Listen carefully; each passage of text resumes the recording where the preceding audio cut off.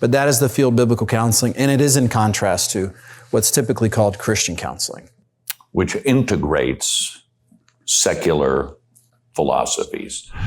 This will perhaps be one of the clearest examples of what biblical counseling does. One of the first things it does is it reinterprets what you perceive to be the problem.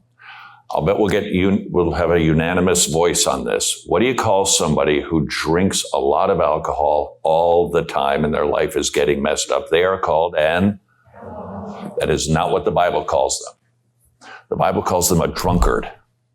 And you go, whoa, harsh. What's the difference? An alcoholic, it's a therapeutic name. It is a disease model. You're an alcoholic. You just can't help it.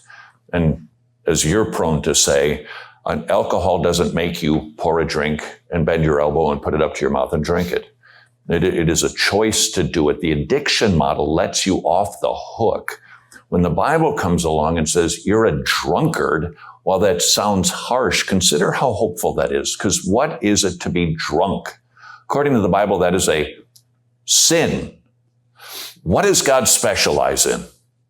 Helping us with our sin. Therefore, it is hopeful. So it reinterprets, it moves us away from therapeutic language into biblical terms that help us to understand what's going on at the level of the heart.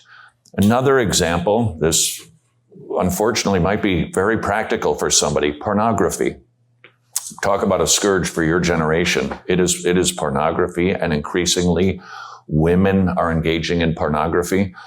All right, you're a dude, you're a young lady who watches a lot of pornography. You are a porn addict. Nope, that's not what the Bible says. The Bible says that you're an adulterer at heart when you look at somebody with lust.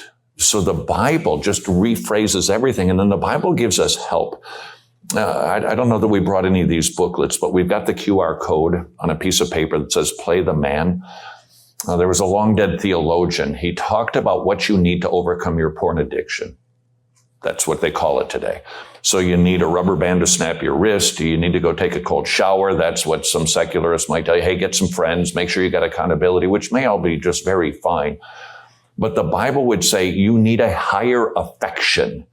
People so often say, pornography, I hate it. Well, the reality is you don't. The reality is you don't do what you hate. You don't poke yourself in the eye with a red hot poker. Why? Because you hate it. But you love what you do. That's why you look at pornography, because you love it. And I know you feel rotten when you're done with it, but the reality is we do what we love. So what does somebody who loves pornography need? To just be told, knock it off. That's terrible. That's dirty. It's going to wreck your life. What if your spouse walks in? Your children will be ashamed of you. All very practical, perhaps. But you need the expulsive power of new affections. You need a greater love. If you still love your paramour, unless something more attractive comes along, you're just going to keep returning to her. You're just going to keep going back because you love it. And you love it. You think that you need it, etc. When you have a greater affection, you don't want that. You don't choose the lesser. You choose the greater. So what does the Bible point you to as the greater affection? What Greg was talking about. Jesus Christ. That you love him so much, you're satisfied. And you wouldn't think of returning to dog vomit, which is the way the Bible describes sin.